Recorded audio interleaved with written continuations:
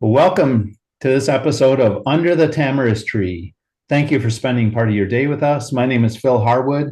I'm a business attorney focused on succession planning, and I'm the host of this podcast. So we're very glad you're here, and I'm very pleased to be joined today by Nataly Mualem from the Mualem Firm. Welcome, Nataly. Thank you for being here with us. Thank you. My pleasure.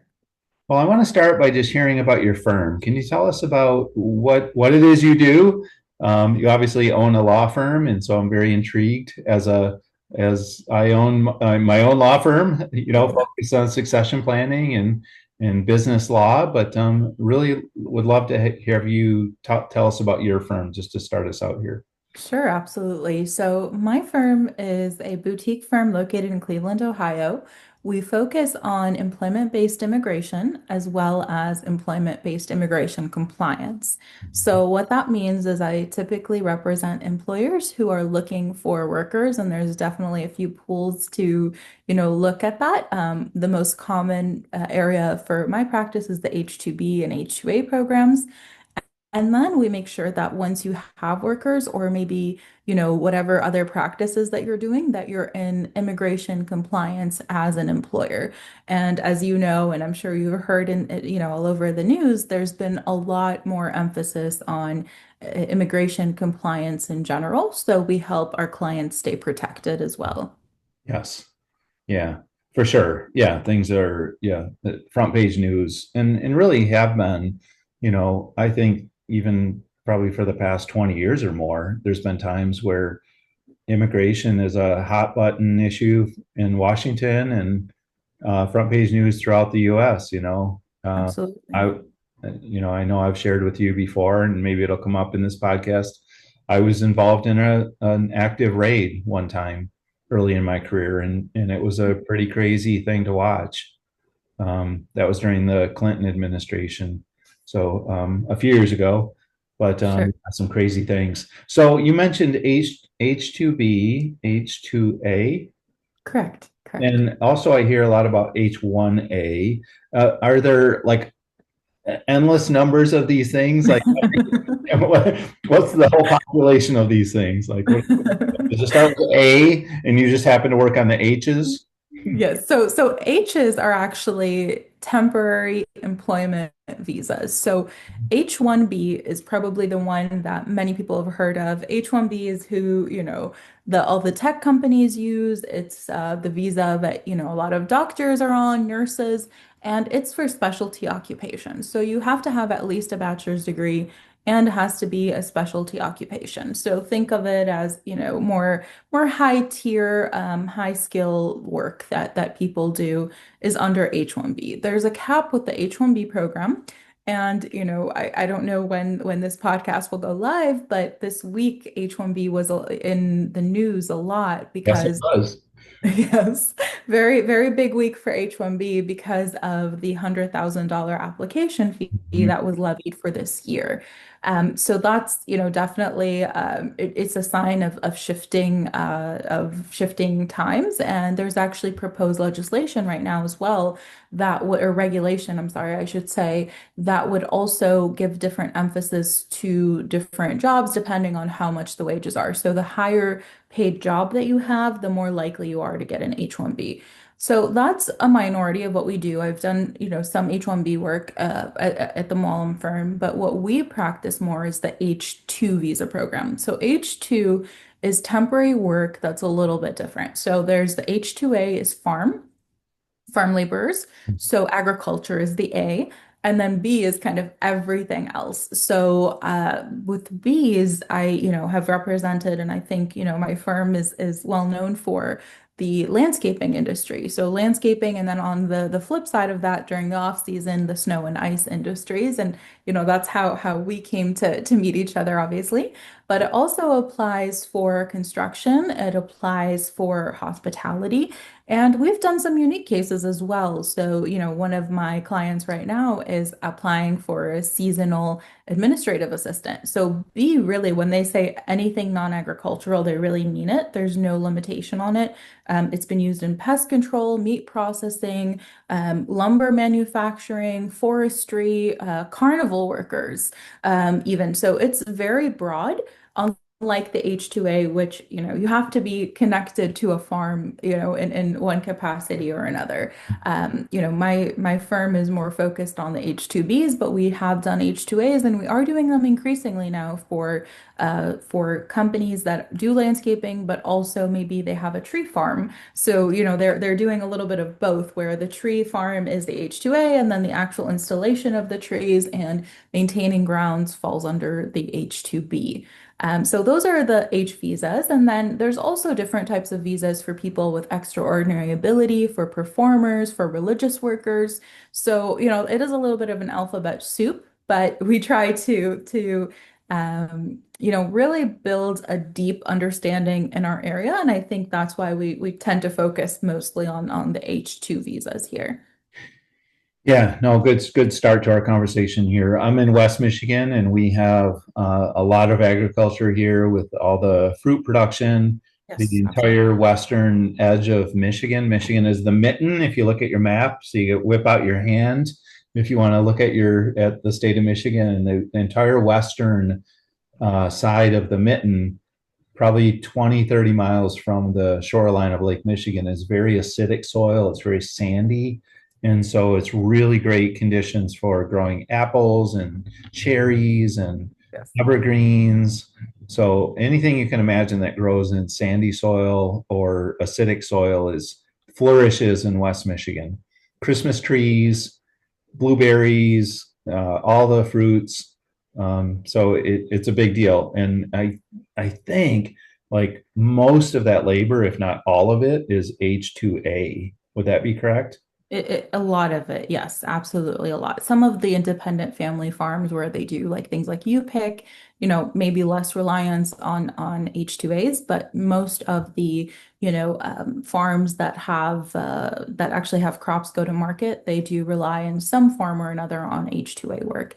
I'll tell you, we we missed our own. We were planning to go to Michigan this year and do cherry picking because the kids loved it last time, and it was a little colder than usual, so we missed it by a few weeks. But other than the U pick farms, many of them, are very H2A reliant, and there's actually, I mean, I feel like if you look at the data, almost, I'm sorry if I might be, misremembering the number right now, but it was anywhere between like 80 to 88% of farms have some form of H2A laborers, if we're not talking like small independent family-owned farms.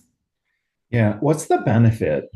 How does the program work? So whether it's H2A and H2B probably work a little bit differently, but Sure. how does it work? Is someone Sure. here under a visa for an indefinite period? Can they go home, or are they only here for a time period, or how does that work? Sure. So they're here. So H2As and H2Bs are a little bit different, but the idea is the same for both. It's a very limited duration of the year. So you can't even have like the same position year round. You have to show that there's an on peak and an off peak. There's different types of peaks, obviously. So some, let's do H2B and say landscaping in South Carolina. There's probably some form of landscaping being done year round, but there's a peak of that where, it's going to reach a maximum. If we take Michigan, as the alternative, then you're looking at like on or off, right? Where there's certain months where no landscaping is being done. Same thing with agriculture. Typically, they're bringing in the workers either for planting season, for harvest season. And one of the exciting new developments that actually came out this month was now when you file an H2A petition, you can do staggered start dates because they've kind of recognized that it's really difficult for an employer to know 45 days to 60 days in advance when fruit is ripe or when, their crop is ripe or when the conditions are going to be good enough to plant. But they typically have multiple applications from my experience where one group will come in, they'll do the planting, the sowing, growing everything, and then another group will come in and actually harvest the crops. There could be some overlap. It depends on the harvest season. I have farms in Florida that run at a very different schedule than the farms up north here in Ohio. So it really just depends on your season, but it's not a worker that can be here year round. So H2B is repetitive. You do have to, an H2A, I'm sorry, are repetitive. You do have to apply every single year. and it cannot be for the full year. So one of the things that kind of trips people off when they hear that is, I can't have somebody working with me year round. Well, that's true to some point. You can't have the same position year round, but you can have one person do multiple positions. So one of the very popular scenarios we encounter at my firm is a landscaping company that also does snow cleaning. So the same worker is there year round. For 9 months out of the year, they're doing landscaping, and for 3 months, they're doing snow cleaning. So they do have the person year round, but they fall under different applications, and we're doing an in-country transfer from one petition to another, or we're sending them back home for a few weeks and bringing them under a new visa. So they are allowed to go back home. The visa is multiple entry, so that means once they're granted the visa, it's valid for that entire duration. And as long as they are still employed, maybe that, let's say somebody's mother or father, has a stroke, or which is like unfortunately a very common situation we encounter, or somebody's, wife is giving birth to a baby, or whatever the situation is, they're Child, allowed to go back and come back. I'm sorry? a child is having a wedding. Yes, exactly, exactly. So any situation, or even, I want to be home for the holidays for a few weeks, or, there's a bar mitzvah or a quinceañera or whatever it is, they are allowed to go home and return. So that's a benefit of the program, but it is limited in duration. And I think for H-2Bs, which does not apply to H-2As, H-2Bs, the major flaw in the program is the cap. So there is a limit on the number of visas. And that's fine, to a point, but the problem is the cap was set in the early 1990s Sure. and has not been updated. And obviously the job market has drastically changed. So we've had supplemental caps, which are like bonus rounds of visas. We've had different forms of relief where sometimes they say, any employee that's been here within the last 3 years is exempt. But there has not been that, major reset yet, which says, if you are able to prove seasonality, you're able to show that you have recruited workers and they have not been able, you've not been able to recruit workers, then we're not going to limit the economy by this arbitrary cap. So that's the major flaw, I would say, with the H-2B program. H-2A thankfully does not have that issue.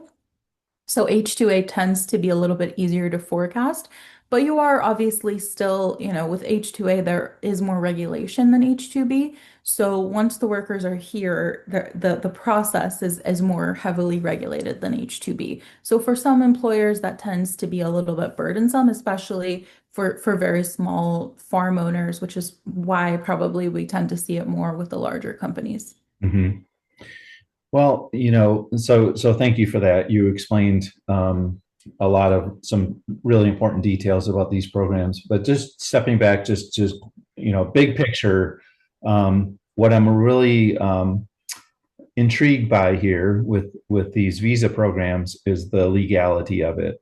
Sure. And I think there are, in my experience, there are a lot of companies who are um, hiring staff and knowing they're not here legally in the country. Sure. Okay, they overstayed a visa or they came in without one, and I don't know what the numbers are. Millions of people are here in the country from all around the world, right? Sure. Here Absolutely. without legal status, and so I think just in my experience, companies are so hungry for staff, they're just willing to accept documents at face value, even if they know they're not right, they're not accurate, and they're happy to have workers. And so, someone's working for a company. I know in my previous life, I know for a fact we had lots of employees that we accepted their documentation as just face value. We just copied it and it was good. We were good to go. We were happy to have them. But man, to think about what their life is like, putting them at risk, being here without that protection. I think this is a way better approach. I know there's Absolutely. limitations, there's cost involved, but man, to do this the right way and do it legally, um, and maybe someday there's a better way, but this is what we have to work with, right? This is all regulated by the federal government, right? Absolutely. And I'll tell you, I actually last week had witnessed a deal that went south for an acquisition of a landscaping company that was valued at $16 million Wow. because of that exact situation. They had hired workers and not done a great job at keeping records. They had not done a great job at making sure the documents were, at least pass muster. No, but most of these company HR departments or owners or whoever's, completing the I-9s, they're not, tasked with being document experts, and they don't have to have the same level of sophistication as you and I if we're conducting an audit because of our background in law. But there is a certain level of reasonableness that is obviously still expected. And, not having documents in place, not following procedures, not following protocols, having workers that are, maybe one day they have a name and then they show up 2 weeks later with a different name, and everybody in the team knows that. All of these types of risky practices will catch up at one point or another. So the deal actually was supposed to close in December of this year, and it's off the table. The once the buyer came in, and that's how I got involved with the due diligence and to make sure that the compliance portion is there. They were, I mean, just completely gutted the idea and no longer wanted to pursue this huge acquisition because of sloppy behavior. And also, like you said, on the other side, it's not an ethical way to have people live. I mean, somebody's parent dies, somebody has an issue, something, they're sick, they can't visit their family, they can't go back home. It's just a really difficult way to live. And what really, I try to get to employers is like when we have somebody in that gray zone where they're about to become undocumented, maybe they're here on a visa, they've been here for 3, 4 months, and they're just like going to stay. I'm always like, let's pump the brakes, let's think about this. Don't let them do that. Don't let them ruin their life. And don't put yourself at risk. Let's pursue the H2A or H2B, depending on, what makes sense here. And that's just a more ethical way for both the employer and employee. People get treated better. There's regulation on it.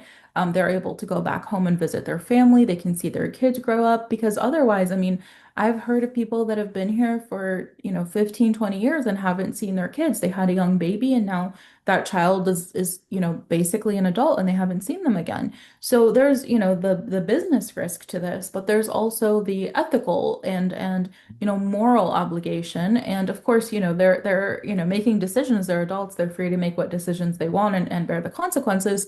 But as an employer, if you have that option, it almost seems like it's almost like a no-brainer to take it. And obviously you said there are some costs to it, but it's like, would you rather pay, let's say, $10,000 a year or suddenly get slapped with a $200,000 fine in 10 years? You're paying the money either way. And if, I was looking at the I-9 audits that have been happening. On average, over the last 4 years, there was only 300 I-9 audits a year on average over the last 4 years. Now we're basically by the end of the year, we're going to have closer to 7,000 audits that were completed. So, I mean, the numbers are through the charts in terms of how many audits. And for each violation, you're paying several thousands of dollars, depending on if you're a repeat offender, first offense, second offense. And then just, knowingly hiring an unlawful or undocumented worker is about $27,000 per worker per offense. So definitely adds up All really right, well, quickly. that's good. That gets my attention. Yes, exactly, exactly. I mean, the average just I-9, we're not talking unlawful workers. You can have purely US citizens and not have your I-9 records done correctly, even if everybody in your team is documented and a US citizen. If you have up to 50 employees a year that you're hiring, it's like projected to be about $126,000 fine. And obviously that number goes up as you hire more workers a year. That's just I-9s. That's not anything else. Wow, that's crazy. So, a very unfortunate story about the company that isn't able to complete the sale. But probably a good lesson for us in the Absolutely. industry, all the industries, whoever is listening to this. But I mean, one of the questions I had was, what is the impact on that staffing has on business valuation and succession planning? And I think you just talked about one of them is the buyer is going to want to see evidence that the staff is legitimate and employable. We have to Absolutely. check off the Absolutely. box. So, aside from that, I mean, just it's so difficult today to staff in so many industries, and so without tapping into something like H2B, where are you going to get the people that you need? And then you get desperate, and then you start hiring whoever you can off the street, which is Exactly. And retention becomes an issue, quality becomes an issue. I mean, I talk to companies each day that tell me we get to a point where our our turnover rate's like 60, 70% in certain times of the season when, middle of summer when things are really busy, we could have up to 60 or 70% turnover rate. And I think when we're talking about valuation, one of the things is not only having, being fully staffed today, it's being able to show a pattern. And I think companies are looking more and more into that right now when they're looking at valuations. If you've had a core team and maybe 80% of your staff's been there for 2 years, it's going to tell a lot different story than everybody there, the most senior person's been there for 6 months. And obviously that becomes an issue for the crew, but also I've noticed more and more companies have that issue higher up the ladder as well as they grow, not being able to maintain HR people, account managers, sales managers. And one of the things that actually, one of these very large enterprise landscaping companies told me the other day, they were like, maybe 20 years ago, our limiting factor, our biggest drive was just sales, like being able to sell, sell our services was the biggest limiting factor for us as a company. They're like, well, now we've gotten to a point where our reputation is great. We don't have a problem with sales. We turn down work. Our limiting factor has become staff. And relying on subcontractors is okay in the beginning, but if you really want to grow, I mean, you're basically sharing the table with someone else. You're not going to have as much, left over. You're going to have scraps left over versus if you're able to fully staff yourself. And, that's kind of the unique things about H2B, I believe. And one of the things that, I feel like I've had the conversations in many companies conference rooms, right? Because I feel like I'm invited to hear all these different conversations, and it's really interesting to see how different companies apply and use H2Bs. Some of them just want crew members, and they basically will, kind of staff just that bottom level of entry level crews with H2Bs. Other ones are more unique, and what they do is maybe opening up a diverse new branch. So maybe they were heavily involved in landscaping. Now they want to do irrigation or more hardscapes. And they're able to then go and outsource that talent and bring it in-house versus having a third party, contractor do it.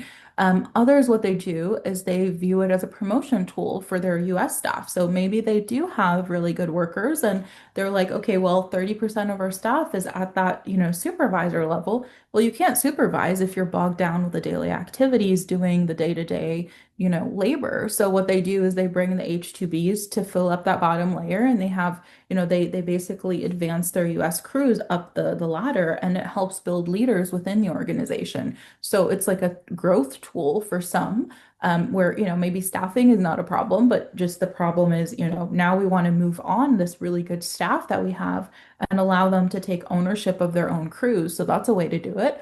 And then we have some that use H2Bs to replace subcontractors. So they're like, we've noticed that we're very good at marketing certain services and we have, maybe enough expertise obviously to handle it, but we just want to open up a new department and H2B, is part of the solution. And I think, I had a call last year, which I thought it was like a really funny situation where it's like a client that I've had a very, very good, relationship with over the past 4 years now. And they've referred clients to me consistently, other clients because they've enjoyed the H2B program so much.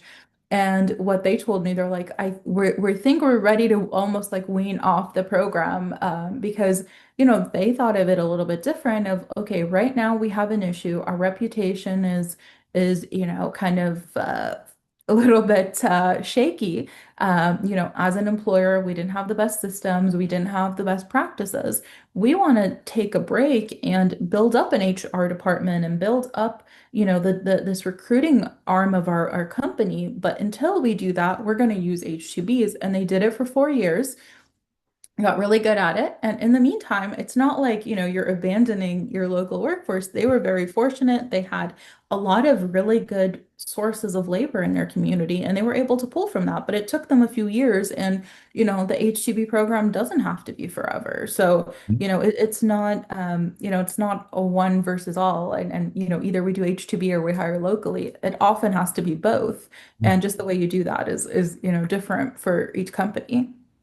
Yeah, yeah. So you mentioned compliance, Yes, and you talked about the explosion of the I-9 audits, and that's in terms of a company being audited by the federal government. exactly. But your firm proactively does I-9 audits and compliance work. So what does that look like beyond just verifying that I-9s are where they should be and filled out properly? Is there more to it? Yeah, there is, there is. So, we do an audit of the forms, like just a moment in time, as if let's pretend we're ICE for the day. We come in and we pull your records. What's your accuracy rate? How do your documents look like? But then beyond that, if we're noticing patterns or issues, then it's about training your staff. It's about making sure that your staff that's completing these forms has an idea of what to accept or how the forms work. It's about creating internal policies.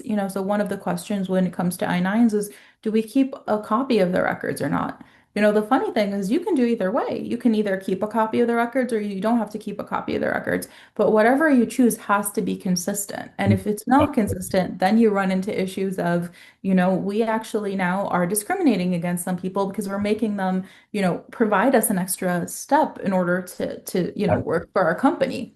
Oh, that's So yeah, it is. And there's a lot of like missteps like that could happen. So it's about training your staff, making sure that you have a procedure, and then teaching you how to self-audit the next year. Because we usually come in and, we'll do this like major big level audit, especially for companies that maybe haven't had an audit before, or like the last time was many, many years ago. So we stop and we basically go through everything. But then, it's not very realistic for most companies to have professional auditing service each year. So it's about teaching you and your staff how to self-audit Mhm. going forward, how to have good policies in place. One of the things that also trips people up is the difference between an independent contractor and an employee, I'm sorry.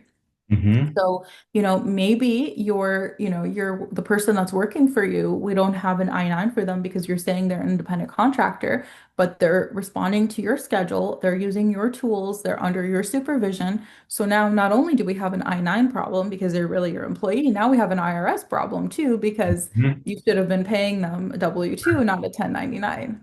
Right. Yeah. And do you offer that compliance service as a standalone service? Yes. You work? Okay, so not only for the companies you work with where you're providing H2B employees, but for workers, but as a standalone service. Yeah. Absolutely, yes, yes. And sometimes they become our clients after seeing, Mhm.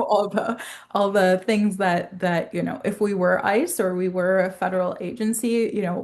all the mistakes and all the issues that happen, then sometimes, we do something then where, maybe you do need H-2B workers. But yes, it's definitely a standalone service that's optional and you can partake in. And it's not a bad idea, even if you think you're doing everything right. It's not only for the companies that have issues. And honestly, it's not that expensive in the grand scheme of things either. So it's kind of like buying a little peace of mind of, Okay. if this issue is to happen, we'd be looking pretty sharp.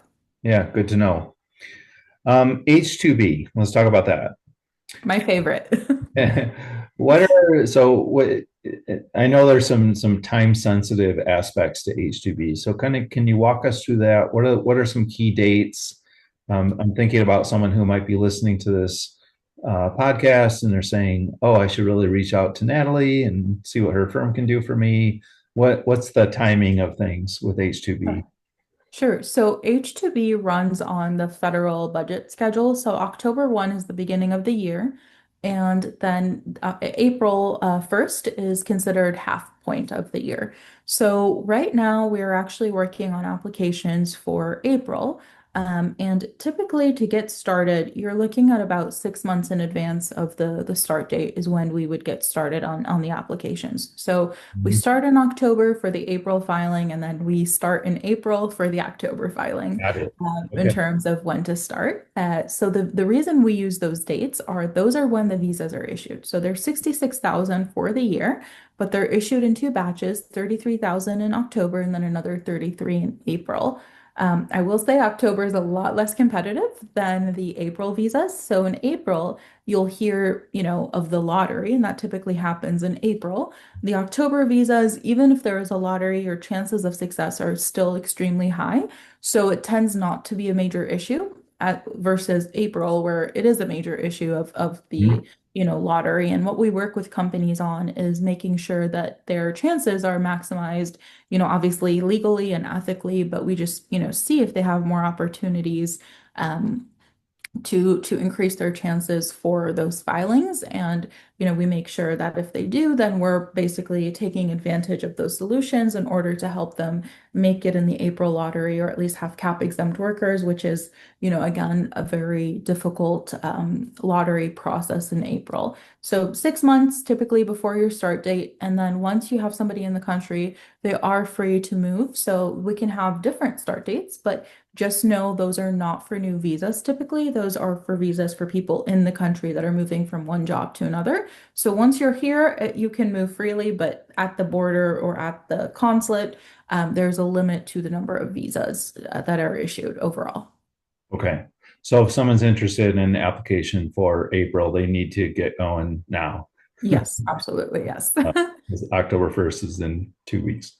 Yes, Yeah. October 1st is when we start. We filed the prevailing wages as late as like November 15th, and not had issues. But obviously, the earlier you start, the better because it gives you more chance to be able to, maybe reapply or to have all your documents and everything in order.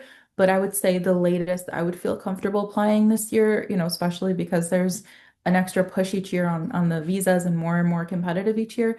I would say the latest would be November 15th for April. And then, obviously we still have plenty of time for October. Got it. Okay. So you're probably not the only firm doing this type of work. Absolutely. How do you stand out? What's unique about your firm? Why would someone consider you? Maybe someone's already doing H2B, but they're listening to this because they're intrigued. They want to learn something. Maybe they haven't learned. Why would they consider switching? How about that? Sure. So I think there's three things that bring people to our firm. The first one is we are a boutique firm, so we don't do a lot of different things, but what we do very well. And you get white glove service. So you're basically dealing typically with one person, and that's me. For the majority of your case, you know who your point of contact is. You're not being shifted from case manager to case manager and it's being handled by an attorney. So I think that's like the number one thing because a lot of places aren't even law firms, they're more like agencies that do H2B, and you're really not getting that legal insight. You're just, your application is being processed without much much more else. Then the second part I think would be, that we really have perfected our strategies. We've done a lot of unique things. Again, all ethical, all legal. But we've done a lot of things to help maximize the cap. And one of the analogies I give is, getting your taxes done by a very seasoned accountant is different than getting your taxes done by someone that has, maybe, I mean, I don't want to name any company names right now, but somebody that's, 30 days of has a, training. I'm Yeah. sorry? 30 days of training. Oh yes, exactly, exactly. Or somebody that just doesn't know much. It's the same tax code, same law, same regulations. It's just how you apply it is different. Same thing here with H2B. And because we're a law firm, we make sure that you're compliant. We make sure that you have everything in a row, and we're able to offer these complementary services that agencies cannot. So, whether it's getting your workers a green card down the road, or making sure that you're compliant, or doing an I-9 audit all of these things that complement the program are not things that are typically offered in that way.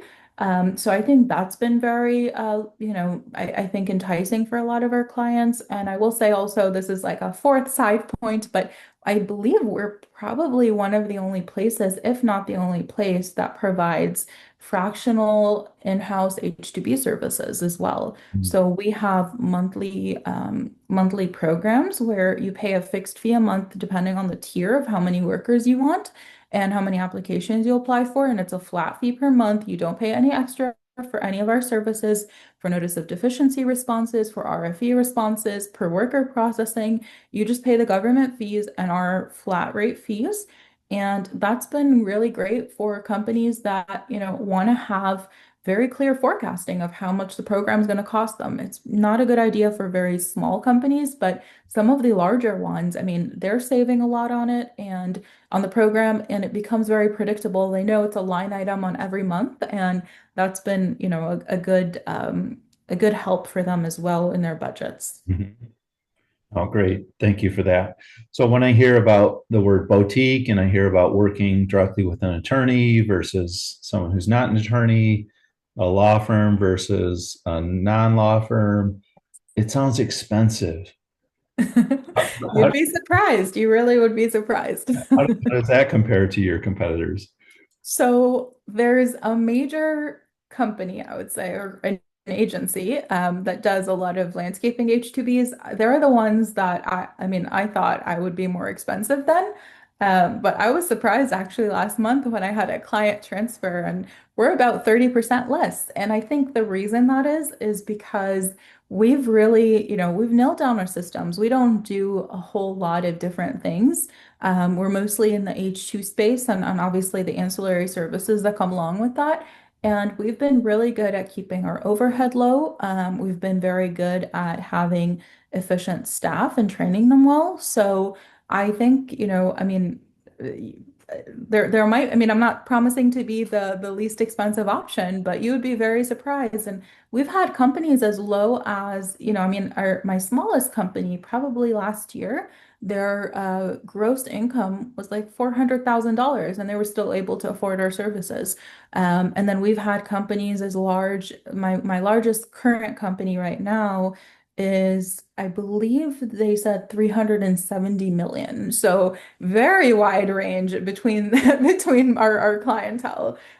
We had that it's a construction firm based out of Alabama with very, very large, infrastructure projects. And then my smallest, like I said, I believe is three or $400,000 that they made last year. So very different. And we price things very fairly. So we're not charging you a premium because you're asking for more workers. It's not more work for me. It's not more work for my staff. So we don't charge a premium per worker just to get your foot in the door through the H2B program. We also offer things that I think are unique where we understand that sometimes for a small employer, there is a lot of, a lot of like pain points when it comes to applying for H2B, and then you just don't make the ladder. You've done everything right. We've done everything right. Everything's been approved. So we've done things for certain employers where we offer, if you don't get your workers the first year, we'll file again for you, and you don't have to pay us anything extra because we understand that, the only thing that went wrong was the lottery. So we'll give you a second chance. So we've done a lot of really creative things and I think kept cost very reasonable for most of our clientele. Yeah, great. Is there an ideal client that you can identify, or are you really open to working with any type of business? I think the ideal client is just one that has seasonality. We don't want to make up a scenario that doesn't exist. So one of the requirements of the H2B program or H2A for that matter is that you have to be seasonal. So the ideal client actually does have seasonal work. And again, that's like in each category. So maybe you work year round, but you do multiple things. So as long as there's seasonality and as long as you're open-minded to trying different options, I think we can do great work for you. So I don't discriminate in terms of company size or industry or anything like that. But I will say most of our clients, are landscaping companies right now. But we've represented all types of different companies, construction definitely a lot.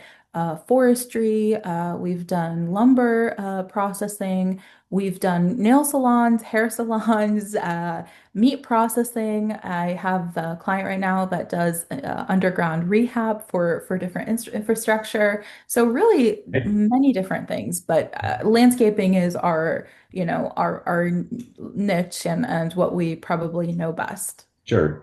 I mean, the application process and the steps are the same, right? Yes, yes, they Regardless are. of the industry. Yeah. Is there a geographic area that you typically work in, or can you work throughout the US? So no, I work throughout the US. I definitely have pockets of areas where, more clients, just probably because of the people I interact with. But no, definitely it's open. We've represented clients in 48 out of the 50 states. Mm-hmm. Yeah, thank you.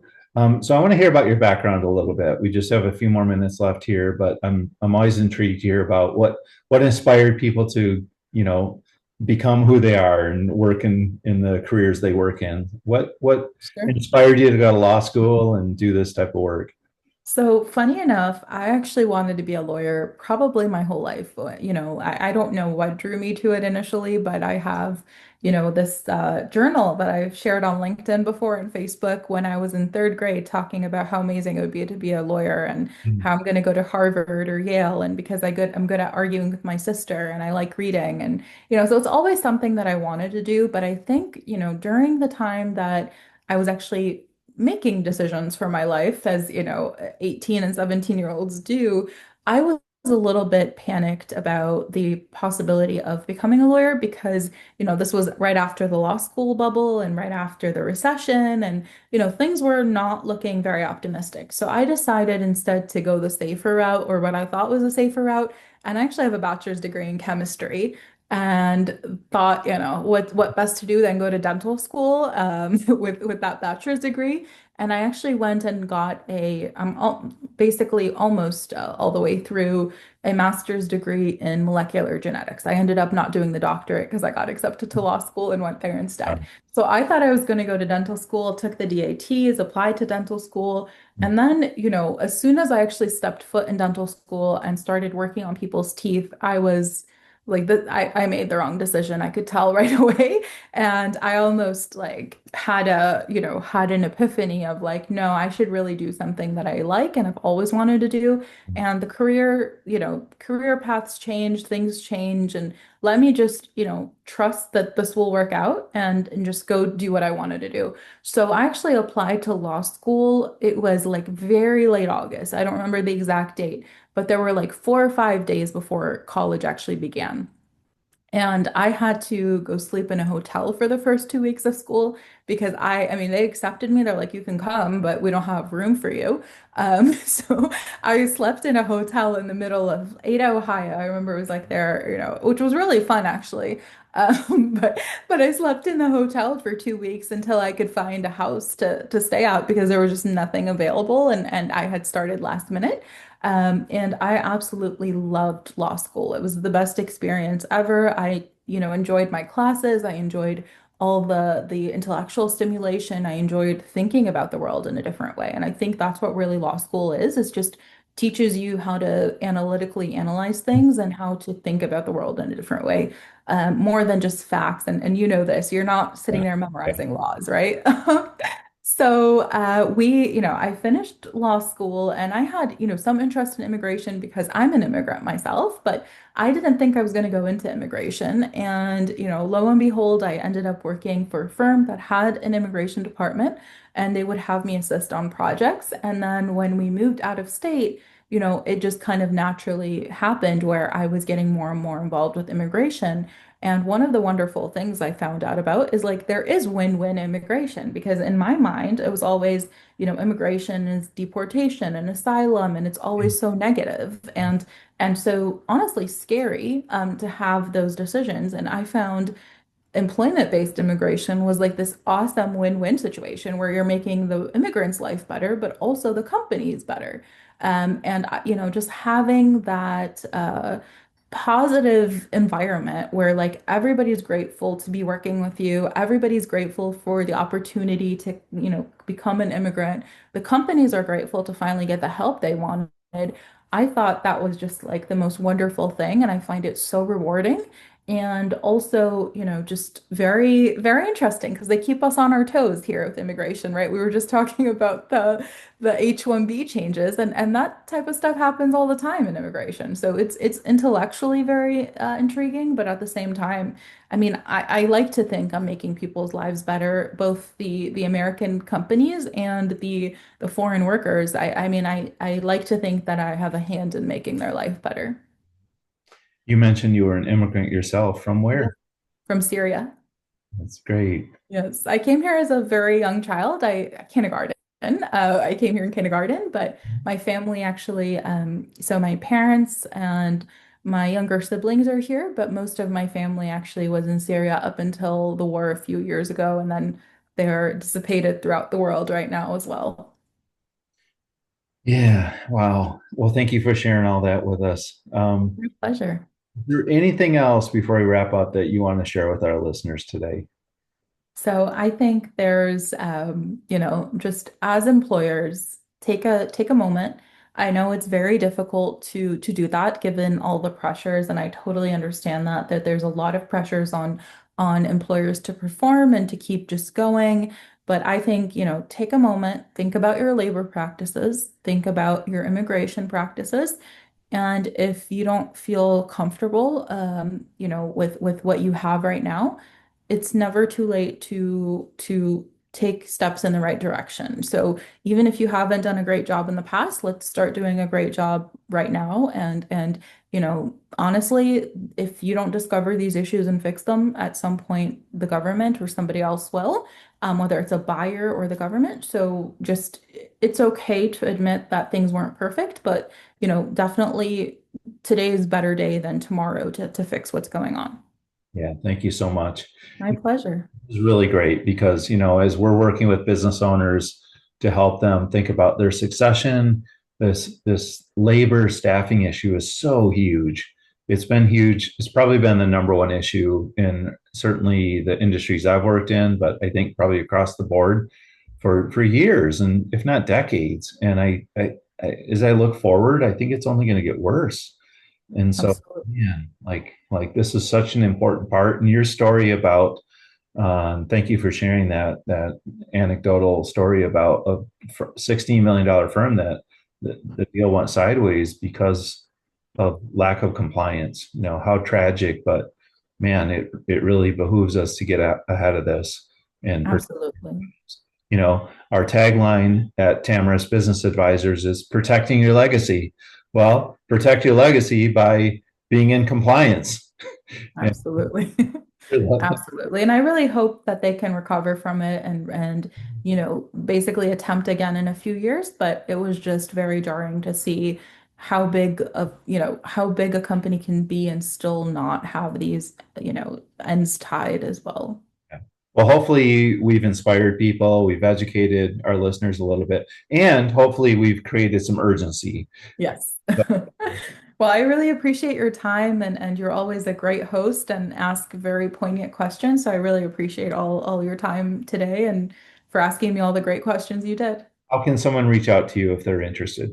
Sure. So Mualem Firm is the name of the firm, Mualem Firm. Once you go there, there's a contact us link, and that link will take you straight to our page. You can request an appointment. All consultations are free. We're happy to talk to you. And if you're a good fit, we can get you started, whether it's the H-2B program or the I-9 audits as well. Natalie, thank you so much. My pleasure. Thank you.